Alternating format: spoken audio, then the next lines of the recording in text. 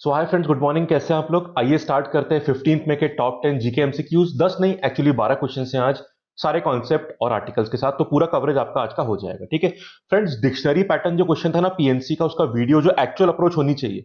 पहला वीडियो तो फाउंडेशन का था परसों वाला, कल मैंने एक्चुअल वीडियो डाला है ताकि आप एग्जाम में डायरेक्टली आंसर निकालो बहुत जल्दी से। तो बहुत इंपॉर्टेंट वीडियो है, छोटा सा वीडियो 20 मिनट के आसपास का, जरूर देखिएगा, बहुत हेल्प करेगा आपको। उस वीडियो के बाद आप कॉन्फिडेंटली सारे क्वेश्चन अप्रोच कर पाएंगे, ठीक है। चैनल पे मिल जाएगा, आपको देख लीजिएगा। आइए आज से क्वेश्चन स्टार्ट करते हैं 15th में के। Okay, first question, very important question. एक डैम बन रहा है, कौन सी रिवर पे आपको बताना है। तो दियामर भाषा डैम, दियामर भाषा डैम बन रहा है कौन सी रिवर पर। ये इंटरनेशनल इश्यू के लिए भी इंपॉर्टेंट होगा। आंसर देख लीजिए, आंसर इंडस है। अब ये डैम पीओके एरिया में बन रहा है, पाकिस्तान ऑक्यूपाइड कश्मीर, मतलब वो कश्मीर जो हमारा है पर अभी पाकिस्तान ने ऑक्यूपाई किया है। वहां पे जो गिलगिट बाल्टिस्तान एरिया जिसकी हम पहले बात कर चुके हैं, वहां पे बनने वाला है डैम। तो इसका कॉन्ट्रैक्ट पाकिस्तान ने दिया है एक चाइनीज कंपनी को जिसका नाम पावर चाइना है, ठीक है। और इंडिया ने इसका अपोज किया है क्योंकि एज पर अवर अजम, मतलब वो हमारा एरिया है, वो कश्मीर का पार्ट हमारा है जिसको पाकिस्तान ने ऑक्यूपाई करके रखा है। तो वहां पे एक डैम बनने वाला है इंडस में। अब रीजन समझ लीजिए, ये जो डैम है जिसका कॉन्ट्रैक्ट पाकिस्तान ने दिया है चाइना की कंपनी को, तो पाकिस्तान का पर्पस है कि इससे पाकिस्तान जो कह रहा है कि उनको इरिगेशन में हेल्प मिलेगी और जो डाउनस्ट्रीम के फ्लडिंग होती थी इंडस में उससे भी थोड़ी राहत मिलेगी, ये पर्पस बताया जा रहा है। और इस पूरे में मैं आपको क्वांटम बताऊं तो 442 बिलियन, इतने पाकिस्तानी रुपीज, पीकेआर, इतने पाकिस्तानी रुपीज से कॉन्ट्रैक्ट है 442 बिलियन पाकिस्तानी रुपीज का। अगर डॉलर में कन्वर्ट करेंगे तो लगभग डॉलर 5.8 बिलियन के आसपास आता है, ठीक है। ये कॉन्ट्रैक्ट दिया गया है पावर चाइना कंपनी को, ठीक है। और एक चीज और ध्यान रखना है, जो कंसोर्टियम बना है ना, मतलब एक जो पूरी ग्रुपिंग बनी है, उसमें 70% शेयर जो होगा वो पावर चाइना का होगा, जो चाइनीज कंपनी है। और 30% होगा फ्रंटियर वर्क ऑर्गेनाइजेशन का, फ्रंटियर वर्क ऑर्गेनाइजेशन का। एफ डब्ल्यू ये वर्क है, एफ डब्ल्यू ओ। ये पाकिस्तान की जो मिलिट्री है उसकी कमर्शियल विंग है, कमर्शियल आर्म है। तो 30% एफ डब्ल्यू ओ का होगा जो पाकिस्तान का है, 70% पावर चाइना का होगा जो चाइना का है। और ये डैम बनेगा जिसका नाम क्या है, दियामर भाषा डैम। और ये गिलगिट बाल्टिस्तान एरिया में है, ठीक है। एक्चुअली जो खैबर पख्तूनवा जो एरिया है ना, मतलब आप ये मान लो दो डिस्ट्रिक्ट के नाम, कोहिस्तान डिस्ट्रिक्ट और दियामर डिस्ट्रिक्ट। कोहिस्तान और दियामर डिस्ट्रिक्ट, उस एरिया में डैम बनने वाला है। एरिया कौन सा है, गिलगिट बाल्टिस्तान। इतनी जानकारी काफी रहेगी आपको। लोकेशन देखो, फिर आर्टिकल की बात करते हैं। लोकेशन ये देख लो, इस एरिया के आसपास की बात हो रही है, इंडस रिवर पर दियामर भाषा डैम की साइट है ये, ठीक। This is the area of PoK, Pakistan occupied Kashmir, ठीक है। अभी आर्टिकल देख लो, द हिंदी न्यूज़पेपर का आर्टिकल है। सो दो बातों की बात करें, एक तो डैम की बात करी गई है और जो रिसेंट एक स्कफल हुआ था ना, माइनर स्कफल दोनों आर्मीज के बीच में, इंडिया और चाइना के बीच में, उसकी भी बात यहाँ पे करी गई है। सो पूरी कहानी एक बार देख लीजिए। These are very important developments for the upcoming questions, बहुत केयरफुल रहिएगा। So the recent incident of face-off between the troops of India and China are neither correlated nor have any connection with other global or local activities, ऐसा कहा है army chief general Manoj Naravane ने, ठीक है। सो उन्होंने ये बोला है, मनोज मुकुंद नरवाने जी ने, जो आर्मी के चीफ हैं, कि ये जो इवेंट हुआ था ना इंडिया चाइना बॉर्डर पे, उसका कनेक्शन किसी और ग्लोबल इवेंट से नहीं है। तो किसी भी तरह के कयास या फिर स्पेकुलेशन नहीं करने चाहिए। ये एक इंडिपेंडेंट इवेंट है जो सुलझ चुका है बाय यूजिंग द प्रोटोकॉल्स, ठीक है। And the statement was supplemented by the official spokesperson of the Ministry of External Affairs, Anurag Srivastav, who reminded China about India's claim over Gilgit-Baltistan, where China has teamed up with Pakistan to build the Diamar Bhasha Dam. यहाँ पे dam की बात भी आती है friend, बहुत important सवाल बनेगा, इससे ध्यान रखिएगा, ठीक है। सो श्रीवास्तव जी ने क्या बोला है, he said that both sides understand the importance of maintaining peace. India and China attach importance to tranquility and it is essential for the overall development of bilateral ties. ठीक है। He reminded China about India's claim over territory of Gilgit-Baltistan under Pakistan control. Our position is clear. The entire territory of Jammu and Kashmir is part of India. तो पूरा area चाहे PoK वाला वो हमारा India का है, ठीक है। अभी पाकिस्तान ऑक्यूपाई कर रहा है बट वो इंडिया का है, वहीं पर ये डैम बन रहा है। The assertion is important as it was made a day after Power China one of biggest Chinese power companies received a contract to build Diamar Bhasha Dam, which once completed will allow Pakistan to use the water of Indus for irrigation. Islamabad claims that the dam will help in reducing downstream flooding by the Indus.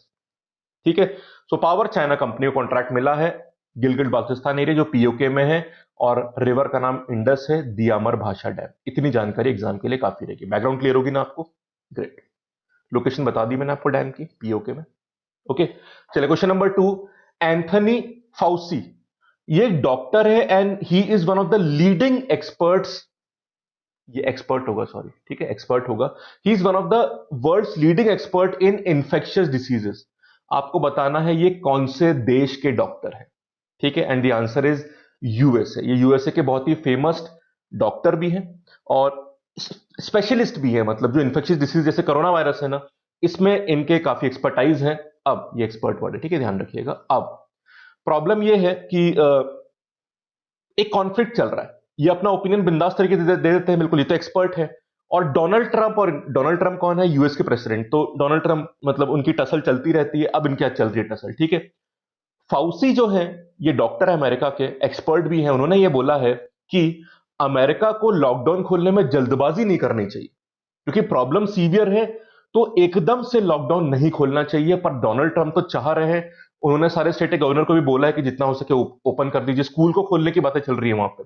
तो उसमें Donald Trump चाहते हैं कि भाई, Donald Trump ने बोला कि मैं चाहता हूं मेरा अमेरिका, इंग्लिश में बोला था, मतलब कि मैं चाहता हूं कि मेरा अमेरिका जल्दी खुले, जल्दी नॉर्मल लाइफ पे वापस आए, और स्कूल खोलने की बात चल रही है वहां पे। पर फाउसी ने क्या बोला है? जल्दबाजी मत करिए, खोलने में प्रॉब्लम बढ़ जाएगी।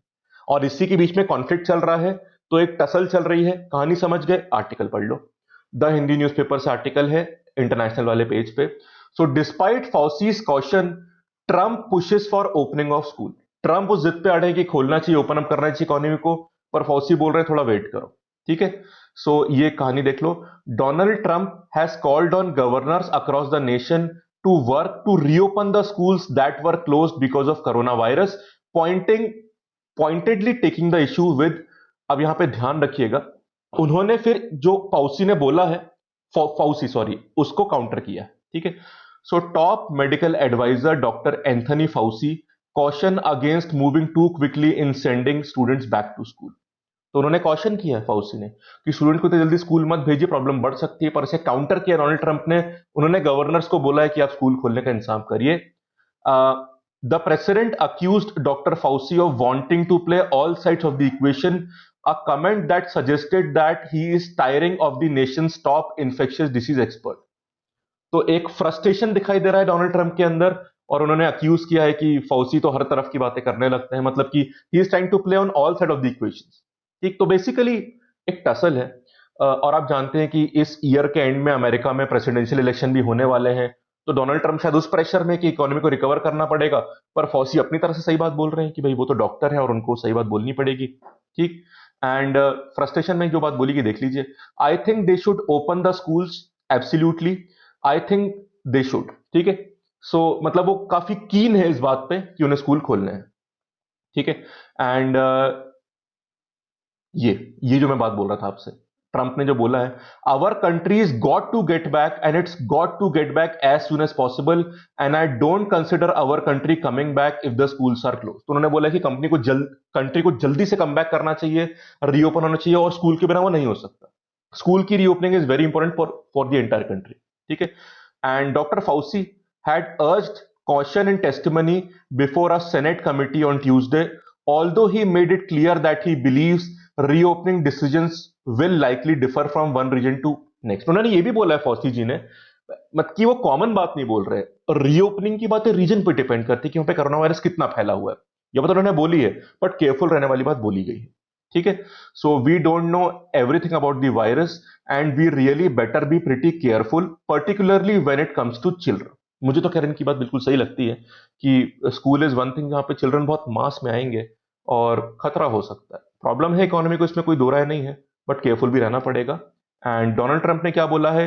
He said the corona virus had very little impact on young people, although there is growing concern over cases of mysterious inflammatory syndrome in young people that is thought to be related to virus. तो Trump तो अपनी उसी जिद पे अड़े हैं कि नहीं, यंग लोग को तो हो ही नहीं रहा, जबकि ऐसा नहीं है।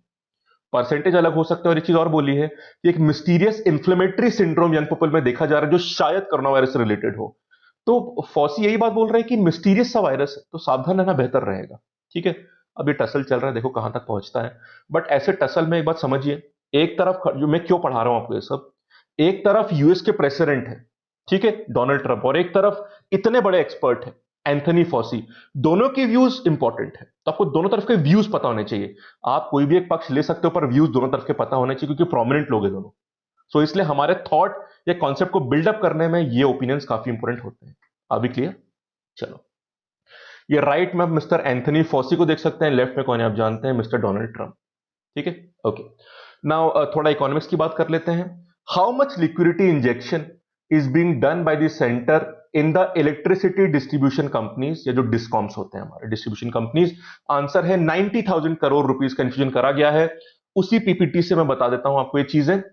अच्छा फ्रेंड्स, कल भी काफी अनाउंसमेंट करे गए हैं, स्पेशली फार्मर्स को लेके, वर्कर्स को लेके, माइग्रेंट लेबर्स को लेके। वो भी आपको पीआईबी की वेबसाइट में फाइनेंस के सेक्शन में मिल जाएगा, वो आप पढ़ सकते हैं। ठीक है, तो देख लो, 90,000 करोड़ रुपीस का लिक्विडिटी इंजेक्शन करा जाएगा डिस्काउंट, मतलब डिस्ट्रीब्यूशन कंपनीज में, इलेक्ट्रिसिटी डिस्ट्रीब्यूशन कंपनीज में। अब उसका रीजन समझ लीजिए, पूरी बैकग्राउंड समझ लीजिए, very important. Revenue of power distribution companies, मतलब जो डिस्कॉम्स होते हैं, हैव प्लमेटेड, काफी कम होगी revenues. Unprecedented cash flow problems have been there, और ये प्रॉब्लम बढ़ रही क्योंकि डिमांड कम हो गई है। ठीक है, so unprecedented cash flow problem accentuated by the demand reduction. Accentuated मतलब बढ़ गई है क्योंकि डिमांड रिड्यूस हो गई है। ठीक है, इस वर्ड का जो मतलब है, एक्चुएनेटेड मतलब इंक्रीज हो जाना, क्योंकि डिमांड कम हो गई है। डिस्कॉम्स, डेटा भी है, discoms payables to the power generation and transmission companies is currently 94,000 crore. तो काफी हाई पेबल्स या डेट यहां पे हुआ है। PFC and REC will infuse liquidity. What is PFC? Power finance corporation, power finance corporation. और आरईसी मतलब rural electrification corporation. They will infuse liquidity of 90,000 crore to discoms against receivables. ठीक है, आप जानते हैं खासकर बैंक और एसएससी एग्जाम में मैंने देखा है कि ये डेटा भी पूछ लेते हैं, वेरी इंपॉर्टेंट। और यूपीएससी में भी कई बार क्वेश्चन आता है ना, जिसमें 3 स्टेटमेंट दिए, बताओ कौन सा सही है, पहला, दूसरा, दूसरा तीसरा, एंड सो ऑन। उसमें भी एज वन स्टेटमेंट ये फैक्ट आ सकता है, केयरफुल रहना पड़ेगा। ठीक है, so loans to be given against the state guarantees for exclusive purpose of discharging liabilities of discoms to genco, generating companies. ठीक है, and linkage to specific activities and reforms, क्या किया जाएगा देख लीजिए। Digital payment facilities by discoms for consumers, liquidation of outstanding dues of state governments, and plan to reduce financial and operation losses. ठीक है, and the central public sector generation companies shall give rebate to discoms which shall be passed to final consumers। तो ये पूरी कहानी discoms में पूरी holistically आप देख सकते हैं किन किन पॉइंट के तहत ये काम करा जाएगा। All the points are very important, question मैंने यहां से पूछा था, this is the main fact. Are we clear? चलो ठीक है। क्वेश्चन नंबर 4, कल की प्रेस कॉन्फ्रेंस है। Under the one nation one ration card announcement, जो अनाउंसमेंट हुआ है, 100% जो नेशनल पोर्टेबिलिटी होगी, मतलब जो 100% नेशनल कवरेज होगा, वो कब तक अचीव होने वाला है, इसकी हमें बात करनी है। आंसर इज मार्च 2021। अब देखिए, लगभग 83% कवरेज अगस्त 2020 तक हो जाएगा, पर पूरा 100% नेशनल कवरेज या नेशनल पोर्टेबिलिटी इस स्कीम में मार्च 2021 तक आएगी। उसका मेन जिस्ट देख लीजिए, जो कल बातें हुई हैं। This is from the front page article of the Hindu newspaper. बाकी आपको पीपीटी भी पीआईबी के वेबसाइट में फाइनेंस सेक्शन में पूरा मिल जाएगा। ठीक है, so this is the second part of the economic stimulus package which focuses primarily on migrant workers and farmers. So close to 8 crore migrants who are not covered under the food distribution system, they will be given 5 kg of grains per person and 1 kg chana per family per month for 2 months. तो जिनके पास जो भी इस food distribution system में covered नहीं है, उनके लिए 2 महीने का करा गया है, अच्छा काम है ये। उसके अलावा very important, affordable rental housing complexes will be planned under Pradhan Mantri Awas Yojana. Rental housing complexes affordable वाले, इंपॉर्टेंट है। ठीक है, then interest subvention worth rupees 1500 crore, मतलब 1500 करोड़ रुपीस क्या होगा, 1500 करोड़ रुपीस का इंटरेस्ट सबवेंशन कहां पे, मुद्रा शिशु लोन्स ऑफ अप टू 50,000। तो जो मुद्रा में शिशु कैटेगरी के लोन्स होते हैं, 50,000 की जो लिमिट होती है, उनके लिए इंटरेस्ट सबवेंशन दिया जाएगा। बजट कितना रखा गया है? 1500 करोड़ रुपए का। ठीक है। और ये मेन बात, one nation one ration card to be used to enable access of PDS, public distribution system, across the country. 100% national coverage is expected by March 2021। ठीक है। अगस्त इस साल तक 83% की चांसेस है, 100% अगले साल मार्च तक हो पाएगा। End funds worth 6,000 crore to be used for boosting employment for Adivasis and tribals. A scheme worth 5,000 crore to facilitate easy access to credit for street vendors. Street vendors के लिए बात करी गई है यहाँ पे। 63 lakh agricultural loans worth 86,600 crores approved between March 1 and April 30। ठीक है। सो ये जो लगभग 2 महीने का पीरियड था, मार्च 1 से अप्रैल 30 के बीच में, इसमें 63 लाख एग्रीकल्चरल लोन्स अप्रूव करे जा चुके हैं। क्वांटम कितना है? 86,600 करोड़ रुपीस का। ठीक है। उसके अलावा concessional credit for 2.5 crore PM Kisan beneficiaries worth 2 lakh crore rupees. और centre has released 11,000 crore to states on April 3 to augment funds in their state disaster response fund for setting up shelter for migrants। तो जो स्टेट डिजास्टर रिस्पांस फंड होता है, उसमें centre ने 11,000 करोड़ रुपए डाले हैं 3 अप्रैल को, ताकि वो लोग माइग्रेंट के लिए शेल्टर बना सके। तो स्टेट तो कंट्रीब्यूट कर ही रहा है, सेंटर ने भी अपना कंट्रीब्यूशन दिया है शेल्टर होम बनाने के लिए माइग्रेंट्स के लिए। ठीक है। और मई 3 तक की बात सुन लीजिए। 14.62 crore person days of work generated under MNREGA as on 13 में। तो 14.62 करोड़ पर्सन डेज, इतना एम्प्लॉयमेंट जनरेट करा जा चुका है मनरेगा के अकॉर्डिंग। तो सारे पॉइंट काफी डाइवर्स है बट काफी इंपॉर्टेंट है for farmers and migrant workers. Are we clear? आगे चलते हैं। चलिए, एक क्वेश्चन जो पहले मैंने बताया था आपको, बट उस पर एक अपडेट या एक ऑफिशियल स्टेटमेंट आया है। तो पहले तो आंसर बताओ भाई, इनका नाम मैंने कई बार लिया है, बताओ क्या आंसर है। Who is United states special representative for Afghanistan reconciliation? और जो यूएस तालिबान डील साइन हुई थी, वो भी यूएस की तरफ से उन्होंने साइन करी थी। तो कौन है ये स्पेशल रिप्रेजेंटेटिव अफगानिस्तान रिकॉन्सिलेशन के? Answer is Zalmay Khalilzad. ये इनका फोटो देख लीजिए।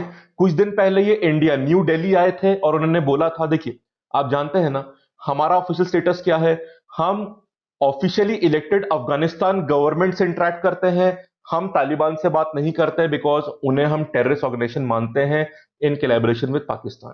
पर ज़ैल्मे खलीलजाद ने यह बोला कि भाई अब देखो, यूएस आर्मी वापस जाने वाली है कुछ समय में, यूएस तालिबान डील हो चुकी है और तालिबान अफगान गवर्नमेंट डील भी अब होगी, बातें चल रही हैं। तो अब उन्होंने बोला कि इंडिया को भी तालिबान से सीधी बात करनी चाहिए। ये पहली बार ऑफिशियली बोला गया है, उस पर अपडेट देख लीजिए।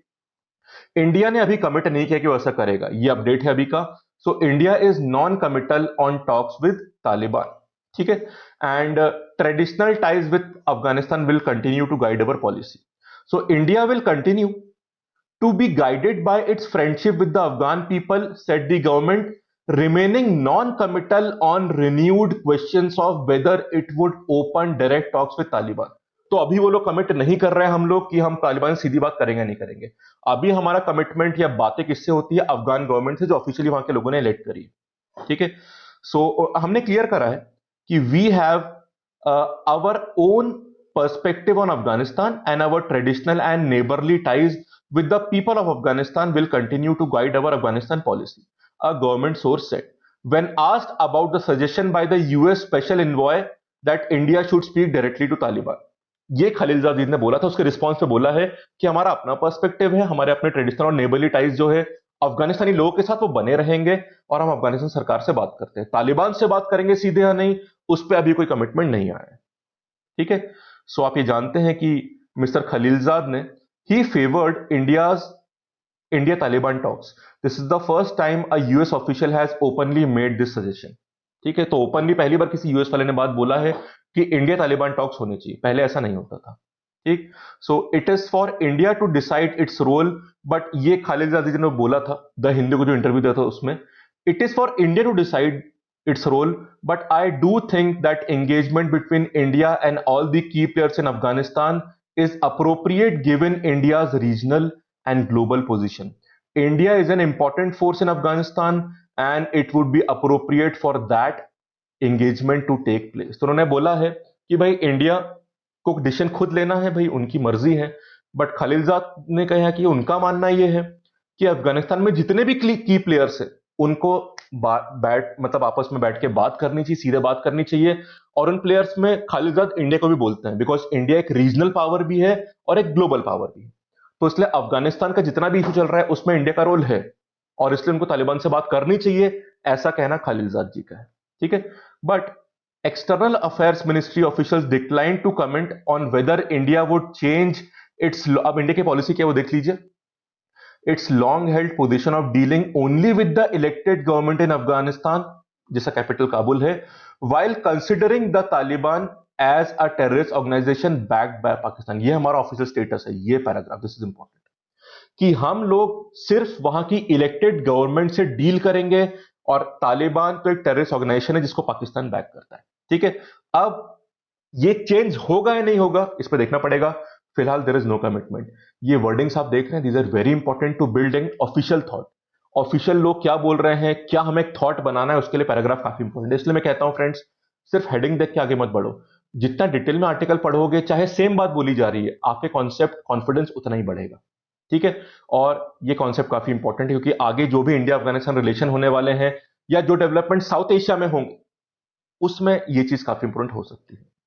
क्लियर है? चलो देखता है कि डेवलपमेंट क्या होगा, बट इंटरेस्टिंग होगा मेरे हिसाब से। ठीक है, चलो NRDC. NRDC national research development corporation, ये पब्लिक एंटरप्राइज है, गवर्नमेंट एंटरप्राइज है। किस मिनिस्ट्री के अंडर आता है आपको बताना है। आंसर देख लीजिए, ministry of science and technology. ठीक है, उसके अंडर आता है। अब यहां देख लो, एक डिपार्टमेंट होता है DSIR, department of scientific and industrial research, उसके अंडर आता है एनआरडीसी। और ये डीएसआईआर किसके अंडर आता है, ministry of science and technology. तो department of science and industrial research जो होता है उसमें एनआरडीसी आता है, और ये डिपार्टमेंट अपने आप साइंस एंड टेक्नोलॉजी मिनिस्ट्री में आता है। ये देख लो, नेवी ने जो पीपीई बनाया था, पर्सनल प्रोटेक्टिव इक्विपमेंट, उसे पेटेंट मिल गया है।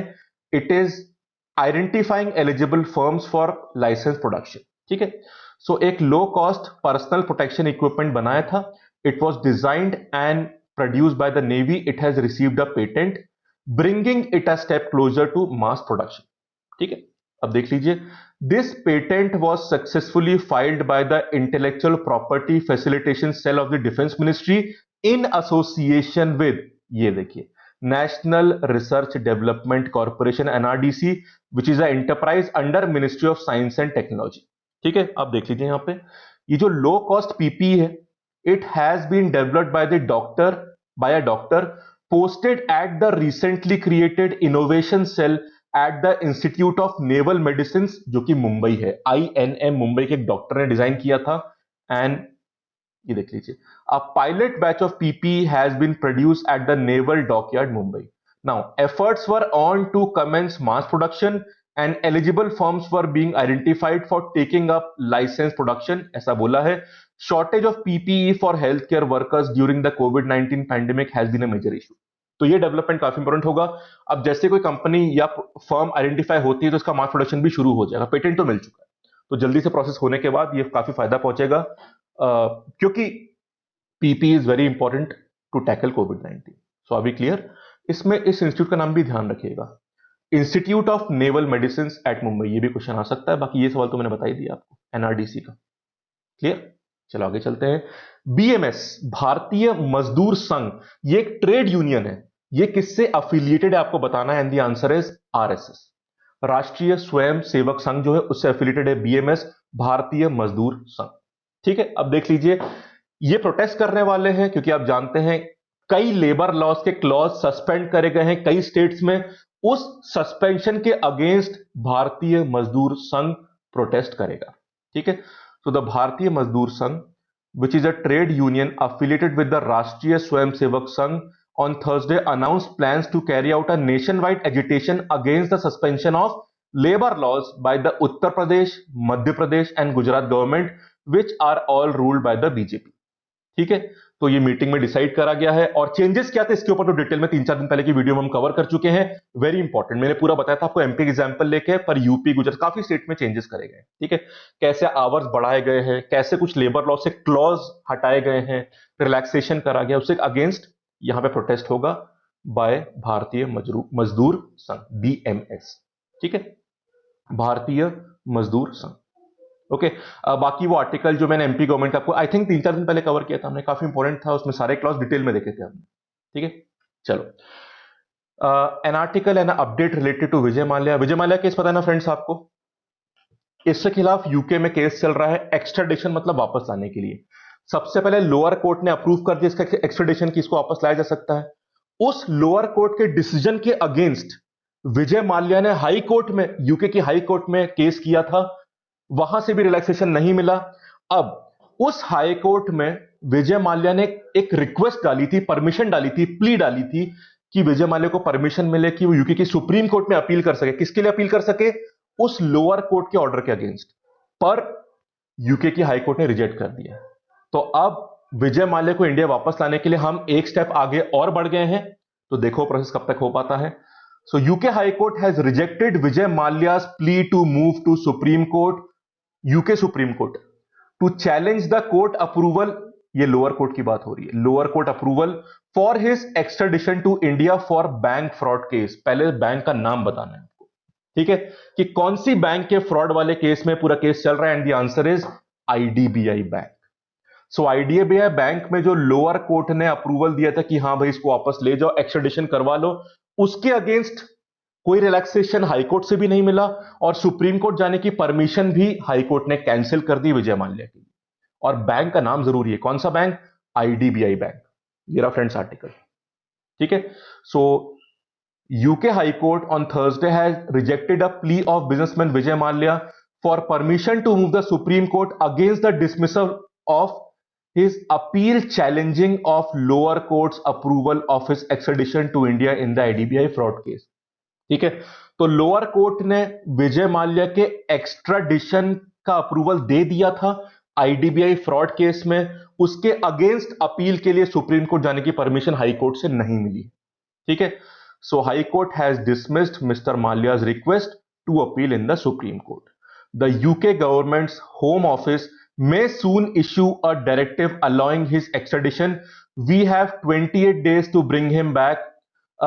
We have to bring him back within 20 days after he exhausts all the legal avenues. ठीक है, ये कहा है एक सीनियर ऑफिशियल ने जो ईडी के हैं, enforcement directorate, ED enforcement directorate. उन्होंने बोला है कि we have to bring him back within 28 days after he exhaust all the legal avenues, ठीक है। And Mr. Malia may be brought on board a special plane as international flights operations have been suspended due to global lockdown, ठीक है, ये बात चल रही है। And ये देखो इशू ये था, the accused fraudulently got loans sanctioned from the bank to the now defunct Kingfisher Airlines in the order of a $1,500 million on October 7, 2009 and $200 million on November 4, 2009 and $7,500 million on November 27, 2009 with the intention not to repay them। तो 2009 वाले सारे cases की यहाँ पे बात हो रही है। एंड एक चीज और, यहाँ पे बैंक का नाम कहाँ लिखा हुआ है? आई वॉज रीडिंग समवेयर, यहाँ पे लिखा हुआ, just give me a minute. एक तो शुरुआत में लिखा होगा शायद, हाँ ये तो पूरा केस समझा है, ये रहा बैंक का नाम, IDBI fraud case, ठीक है। And mister Mallya was allegedly involved in a false representation to the bank on KFA मतलब किंगफिशर एयरलाइंस जो अब डिफंक्ट है, on KFA's financial condition and the value and the availability of securities. The fund raised through loans were diverted and laundered. ये पूरा issue यहाँ पे बनता है मनी लॉन्ड्रिंग वाला, जिससे करंट केस चल रहा है। अब डेवलपमेंट तो अच्छा है, उम्मीद है कि जल्दी इनको एक्स्ट्राडाइट कर लिया जाएगा, क्योंकि इनके लीगल ऑप्शंस ऑलमोस्ट खत्म हो गए हैं, तो अब प्रोसेस आगे बढ़ेगा और वापस आने की चांसेस बढ़ गई हैं, ठीक है। चलिए question number 9, short service commission SSC, what is the normal duration? इसकी नॉर्मल ड्यूरेशन क्या होती है? देखो इसमें एक्सटेंशन मिल सकते हैं आपको, बट विदाउट एक्सटेंशन, मैं इनिशियल की बात कर रहा हूं, ठीक है। नॉर्मली जो होता है, तो शॉर्ट सर्विस कमीशन की आपको ड्यूरेशन बतानी है, and the answer is 10 years। 10 साल का होता है, एक्सटेंशन फिर 4 साल का मिल सकता है, और 14 ईयर्स के बाद you can apply, SSC person can apply for permanent commission. ठीक है, चलो अब ये देख लो। तो यहां पे कुछ प्रपोजल्स हैं जो हमारे सीडीएस है, चीफ ऑफ डिफेंस स्टाफ में जनरल बिपिन रावत, उन्होंने बोला है, as part of measures to reduce the mounting pension burden on the army, efforts are on to make the short service commission more attractive. ठीक है, ये कहा है chief of defence staff general Bipin Rawat ने थर्सडे को। ठीक है, सो क्या प्रपोजल है वो देख लीजिए पहले, फिर मैं आपको कोर इशू समझाऊंगा। We are looking at making the SSC more attractive, looking at a year's training course while exiting after 14 years. We are also looking at other courses and options. ठीक है, ये कोर्सेज क्या हो सकते हैं? These courses can be professional और technical courses such as MBA और MTech to get the skills for a second employment as a civilian. ठीक है, अब मेन देख लो। Currently the SSC short service commission is for 10 years, which can be extended up to 4 years. At the end of 14 years, मतलब 10 plus 4, there is an option for permanent commission.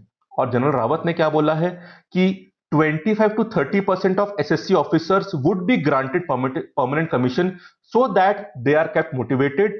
So the SSC officers will compete to get a permanent commission, the rest will leave. ठीक है, सो 14 years के बाद they will compete, लगभग 25 से 30% को permanent commission मिलेगा, बाकी लोग जाएंगे। ठीक है, and the army's pay and pension bill has been increasing over the years, accounting for 60% of its budgetary allocation. काफी हाई परसेंटेज है। During the last 5 years, though the growth in the defence budget has been 68%, the growth in salaries is 75% and the pensions have increased by 146%। तो अब देख रहे हैं कितना फर्क है कि पिछले 5 सालों में डिफेंस का बजट 68% से ग्रो करा है, सैलरीज 75% से, और पेंशंस का जो शेयर है 146%। तो अब देख रहे हैं कितना, मतलब एक थोड़ा मिस बैलेंस यहां पे दिख रहा है, उसी को करेक्ट करने के लिए स्टेप्स आर्मी लेने का सोच रही है। बट फैक्ट क्लियर है, एसएससी 10 साल के लिए होता है, 4 साल का एक्सटेंशन मिल सकता है, 14 ईयर्स के बाद they can apply for permanent commission, जिसमें से 25 से 30% लोगों को वो मिलेगा और बाकी लोग दे विल लीव। ओके, चलिए क्वेश्चन नंबर 10, ताइवान का इशू फ्रेंड्स, कल या परसों, आई थिंक कल या परसों था, शायद कल था, पूरा समझाया था मैंने आपको किस तरह से पूरा टसल चल रहा है। अब यहां पे देख लीजिए सवाल, does India have diplomatic ties with Taiwan, है या नहीं है? The answer is no. ठीक है, आर्टिकल देखो, पहले क्वेश्चन का समझा दूं मैं। India is among 179 out of 193 member state of United Nations that do not maintain any diplomatic ties with Taiwan। तो जो 193 मेंबर स्टेट है यूनाइटेड नेशंस के, उसमें से 179 के रिलेशंस नहीं है ताइवान, उसमें इंडिया भी है, उनके रिलेशन भी नहीं है। ठीक है, ट्रेड है, ह्यूमन टू ह्यूमन कॉन्टैक्ट है, ट्रेड है, कल्चरल रिलेशंस है, डिप्लोमेटिक रिलेशंस नहीं है। ठीक है, मतलब प्रॉपर एम्बेसीज और एम्बेसडर वो सब चक्कर नहीं है यहाँ पे। ठीक है, अब यहां देख लीजिए एक टसल चल रहा है। यूएस चाहती है कि ताइवान, जिसको चाइना अपना हिस्सा बोलता है, तो यूएस चाहती है कि ताइवान जो वर्ल्ड हेल्थ असेंबली है, जो कि डब्ल्यूएचओ का हिस्सा है, उसमें उसको ऑब्जर्वर स्टेटस मिले, जो पहले मिल चुका है, अभी भी दोबारा मिले। चाइना इसको अपोज कर रही है, क्योंकि चाइना मानती है कि ताइवान चाइना का ही हिस्सा है।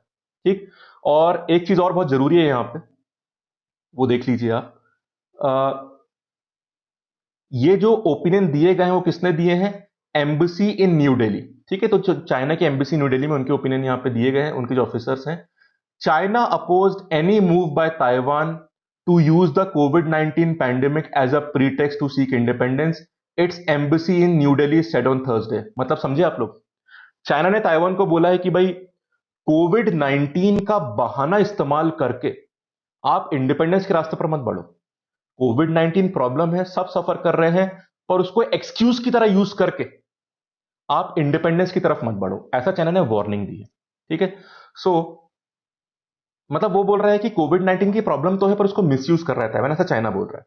ताइवान, अब देखो, वो आपने कल देखा था आर्टिकल, अब उसी में नए पर्सपेक्टिव मिलेंगे आपको आज कि लोग क्या क्या सोच रहे हैं इसके बारे में। So Taiwan was looking to hype up Taiwan's participation in the World Health Organization, while their real intention is to solicit foreign support and seek independence under the pretext of the pandemic। तो क्या बोल रहा है? China बोल रहा है कि Taiwan बहुत हाइप कर रहा है, ताइवान अपना पार्टिसिपेशन डब्ल्यूएचओ में, पर उसका रियल इंटेंशन क्या है? फॉरेन सपोर्ट गेन करना और पैंडेमिक के प्रीटेक्स्ट में इंडिपेंडेंस की तरफ बढ़ना, ये चाइना ब्लेम कर रहा है। ये चाइना के एम्बेसी ने बोला है जो न्यू दिल्ली में है। ठीक है, अब यहां देखिएगा, we are firmly oppose to that and we have repeatedly clarified our position. ठीक है, अब ये किस बात के लिए बोला जा रहा है? This is in response to the comment by Taiwan foreign minister Joseph Wu in an interview with the Hindu. ठीक है, अब मिस्टर वू ने क्या बोला था, जो कि ताइवान के फॉरेन मिनिस्टर हैं, कि आ, हाँ, ताइवान स्टेटस, तो ताइवान के फॉरेन मिनिस्टर ने जो बोला है वो एंगल, अभी तो चाइना वाला सुना आपने, ताइवान वाली बात सुन लीजिए कि ताइवान का स्टेटस जो है, it had limited its ability to share information about COVID 19 and its arrangement with the WHO was far from satisfactory. He called for full participation in the WHO and for Taiwan to interact with countries on an equal basis. ठीक है, and Taiwan is not a member of WHO. China has opposed its inclusion in WHA. What is WHA? World Health Assembly. It is the WHO's decision-making body.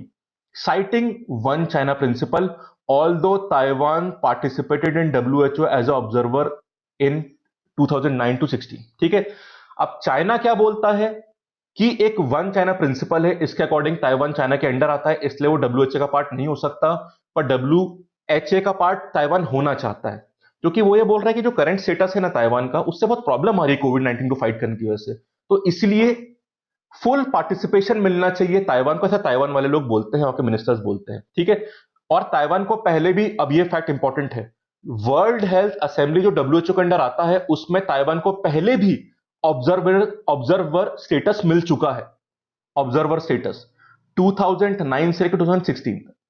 ठीक है, अब यहां पे थोड़ा historical बात देख लो। रिलेशंस हैव बीन स्ट्रेन्ड, किसके बीच में? ताइवान और चाइना के बीच में, after the Democratic Progressive Party DPP's election win in 2016। In the statement the embassy said that DPP has been stubbornly adhering to Taiwan's independence, separatist status and the undermined the political foundation for the region's participation in the WHO। तो ये कह रहे हैं कि जो DPP party जीती 2016 में, वो एडमेंट है ताइवान की इंडिपेंडेंस के लिए, एक सेपरेटिस्ट स्टेटस के लिए। ठीक है, और जो पॉलिटिकल फाउंडेशन है उस रीजन्स की पार्टिसिपेशन में, मतलब वो जो पूरा एरिया है उसकी जो पॉलिटिकल फाउंडेशन है डब्ल्यूएचओ में पार्टिसिपेट करने के लिए, उसको अंडरमाइन कर रही है डीपीपी पार्टी। ठीक है, तो ये चाइना ने पॉइंट आउट किया है, इंडिया वाली बात तो मैंने बताई दी आपको। अब प्रॉब्लम ये है, अब ये यूएस का एंगल देख लो, US has been pushing for Taiwan's inclusion in the WHA, the move will require a simple majority from the member state. ठीक है, और अगले हफ्ते क्या होने वाला आप जानते हैं ना, जिसकी हमने कल बात करी थी, कल या परसों, ahead of next week WHO meet, India has found itself in the middle of this problem because India will take over the chairpersonship of the executive board and the government is yet to make a final decision on whether to support the US move to include Taiwan or to accept China's objection to it। तो US चाहता है कि Taiwan observer status मिले उसको डब्ल्यूएचए में। अब उसकी जो एग्जीक्यूटिव बोर्ड है उसका चेयरमैन इंडिया बनने वाला है अगले हफ्ते। अब वो यूएस की बात माने या चाइना की बात माने, यूएस चाह रहा है कि ताइवान को डब्ल्यूएचए जो डब्ल्यूएचओ के अंडर आता है उसमें ऑब्जर्वर स्टेटस मिले, जो पहले ही मिल चुका है। चाइना इसे ऑब्जेक्ट कर रहा है, तो अब इंडिया क्या सोचेगा इसके बारे में, वो चीज जरूरी हो जाएगी। ठीक है, अब इंडिया सोच रहा है, देखो डिसीजन क्या आता है, इस कारण से this is very very important. पर एक चीज और बोली है, जो ताइवान ने बोला है कि यार कोविड 19 में प्रॉब्लम आ रही है, उसको चाइना ने रिफ्यूट किया, उन्होंने बोला कोई प्रॉब्लम नहीं आ रही, हम पूरा साथ दे रहे हैं उनका। ठीक है, अब यहां देखो वेरी इंपॉर्टेंट, ये the Chinese embassy has refuted Taiwan, एक ताइवान का क्लेम था that it had been excluded from the WHO and that it had provided early warning on the pandemic that had been ignore. तो Taiwan ने क्या बोला है कि हमने डब्ल्यूएचओ को अर्ली वार्निंग दी थी कोविड 19 के बारे में, कोरोना वायरस के बारे में, जिसको डब्ल्यूएचओ ने इग्नोर किया। उन्होंने फर्दर इंक्वायरी ही नहीं करी, पर चाइना ने बोला नहीं, उन्होंने कोई नई जानकारी नहीं दी थी और ये बिल्कुल गलत बात है। ऐसा उन्होंने बोला था कि जो जानकारी पहले वुहान और चाइना ने डब्ल्यूएचओ को दी थी उससे कुछ भी नया ताइवान ने नहीं बताया, ऐसा चाइना बोल रहा है। तो उन्होंने ताइवान वाले क्लेम को रिफ्यूट किया। ठीक, और एक बात और, the Taiwan region is never excluded from the WHO global anti pandemic system and as of May 6 China's mainland had updated Taiwan on the epidemic situation 148 times. तो जो ऑफिशियली चाइना एक्शन ले रही है, अपडेट करे, उसमें Taiwan को भी हिस्सा बनाए हुई है। प्रॉपर अपडेट्स वहां के भी चल रहे हैं, ठीक है। And the WHO has also clarified many times that Taiwan had not made an alert but only sought more information। तो WHO ने क्या बोला है, ताइवान ने कोई अलर्ट नहीं किया था WHO को, उन्होंने सिर्फ और जानकारी मांगी थी। तो आप देख रहे हैं WHO, WHA, इंडिया का रोल, ताइवान का रोल, चाइना का क्लेम, यूएस की बातें, कितने सारे एंगल यहां पे छुपे हुए हैं, सारे एंगल की बातें यहां पे करेंगे, इंडिया के रोल में भी यहां पे आ रहा है। क्लियर? तो इसलिए डिटेल में मैंने बताया आपको, अब सारा एंगल क्लियर है नहीं आपको, हर एंगल को अलग अलग से दिमाग में रखना, कंफ्यूज मत करना आपस में, ठीक है। इसलिए थोड़ा प्रॉपर टाइम दिया मैंने इसमें आपको, ताकि आप सारे एंगल समझ पाओ कि क्लेम की बातें भी चल रही हैं, WHO रिफ्यूट कर रहा है, चाइना रिफ्यूट कर रहा है, बहुत सारी बातें यहां पे चल रही हैं, ठीक है। This is the intricacy of international politics, very difficult to handle. Okay, question number 11, दो सवाल स्पोर्ट्स के, जल्दी से देख लेते हैं। Where is the headquarter of ICC, international cricket council? Headquarter कहां है, कभी सोचा आपने कहां है? लंदन में है, दुबई, मेलबर्न या Mumbai? The answer is Dubai. Dubai में आईसीसी के हेडक्वार्टर्स है। आर्टिकल देख लो। अभी आईसीसी के जो चेयरमैन हैं वो है मिस्टर शशांक मनोहर, ठीक है। सो एक्चुअली ये खबर ये है कि जो ये देखो T20 वर्ल्ड कप होने वाला था ऑस्ट्रेलिया में later this year. So international cricket council का जो बोर्ड है, it is set to discuss the possibility of resumption of international sports and the prospect of staging. अब देखिए सारे स्पोर्ट्स बंद चल रहे हैं अभी, सारे स्पोर्ट्स, ठीक है। क्रिकेट की भी ये हालत है। अब कैसे रिज्यूम किया जाए इंटरनेशनल स्पोर्ट्स, या क्रिकेट कैसे रिज्यूम किया जाए, और जो टूर्नामेंट है T20 वर्ल्ड कप जो ऑस्ट्रेलिया में इसी साल के एंड में होने वाला है, उसके चांसेस या प्रोस्पेक्ट क्या है, उसके बारे में मीटिंग हुई है। भाई बातें चल रही, कैसे हो सकता है? मेरा ओपिनियन तो है कि मुश्किल है, क्योंकि देखो कब सही होता है। कोरोना वायरस सही होने के बाद भी इंटरनेशनल मूवमेंट रिज्यूम में समय लगेगा, तो पता नहीं क्या होगा। खैर डिस्कशन उसके बारे में चला, और ये बात और देख लीजिए। Meanwhile the ICC board video conference is also likely to kickstart the election procedure for the successor of Shashank Manohar as independent chairman, ठीक है। Manohar's term was originally scheduled to end with the conventional ICC annual conference in June, but अब कोविड-19 की वजह से अगस्त तक extend कर दिया गया है। उसके बाद नए चेयरमैन सेलेक्ट करे जाएंगे। अभी शशांक मनोहर जी है, और हेडक्वार्टर दुबई में है इसका। वर्ल्ड कप T20 होने वाला है ऑस्ट्रेलिया में इस ईयर के एंड में, उसी के बारे में बात चल रही है कि हो पाएगा नहीं, उसके प्रोस्पेक्ट की बात चल रही है, ठीक है friends. Last question for the day, Anjum Moudgil ये किस स्पोर्ट से रिलेटेड है आपको बताना है। ऐसे सवाल काफी आते हैं कि स्पोर्ट्स पर्सन का नाम बताएंगे और किस स्पोर्ट से रिलेटेड है आपको बताना पड़ेगा। द आंसर इज शूटिंग, ठीक है। शूटिंग से है ये, तो आप देख सकते हैं, ये आप उनका फोटो देख सकते हैं। So national rifle association of India ने रिकमेंड किया है जो वर्ल्ड चैंपियनशिप सिल्वर मेडलिस्ट हैं अंजुम मौदगिल, जो फोटो आप देख सकते हैं, फॉर द राजीव गांधी खेल रत्न ये अवार्ड के लिए, ठीक है। इसके अलावा जो कोच जसपाल राणा है for the Dronacharya award, and the propose बाकी लोग के नाम सजेस्ट करे गए हैं, मनु भाकर, सौरभ चौधरी, अभिषेक वर्मा एंड एल्विनिल वेलरिवन, ठीक है। They are the multiple gold medallist in the world cup last season. ये अवार्ड अर्जुन अवार्ड के लिए बोला गया है इनको, ठीक है। मतलब कि जो नाम सजेस्ट या रिकमेंड करे गए हैं उसमें यहां पे अंजुम मौदगिल जी, शी इज इन द, ये वर्ल्ड चैंपियनशिप में सिल्वर मेडलिस्ट रह चुकी हैं, और ये राइफल मतलब जो शूटिंग वाली फील्ड है उसकी है, ये ध्यान रखना पड़ेगा आपको। इनका नाम रिकमेंड करा गया है राजीव खेल रत्न अवार्ड के लिए। द्रोणाचार्य अवार्ड के लिए, क्योंकि द्रोणाचार्य भी कोच थे, गुरु थे, कोच जसपाल राणा का नाम, और फिर मनु भाकर, सौरभ चौधरी, अभिषेक वर्मा, एल्विनिल वेलरिवन, इनका नाम दिया गया है अर्जुन अवार्ड के लिए। अब जब ये अवार्ड फाइनली अनाउंस होंगे तब इसे डिटेल में कवर करेंगे, बट अभी जैसे कि हमें डेटा मिला कि अंजुम मौदगिल शूटिंग फील्ड से हैं, तो वहां से सवाल बन सकता है, तो इससे सवालों को यहां से भी कैप्चर करना पड़ना जरूरी होता है, ठीक है फ्रेंड्स। बाकी अवार्ड जब एक्चुअली अनाउंस हो गए तब उनकी बात भी कर लेंगे। ओके, तो ये थे आज के टॉप 12 क्वेश्चन। कंटेंट पसंद आया हो फ्रेंड तो प्लीज लाइक कर दीजिएगा वीडियो को, और कमेंट जरूर करिए अपने फीडबैक्स, अच्छे या बुरे जो भी हो, they are most welcome. Comment करिएगा, और चैनल सब्सक्राइब नहीं किया तो सब्सक्राइब कर लीजिएगा। Okay, thank you, have a nice day.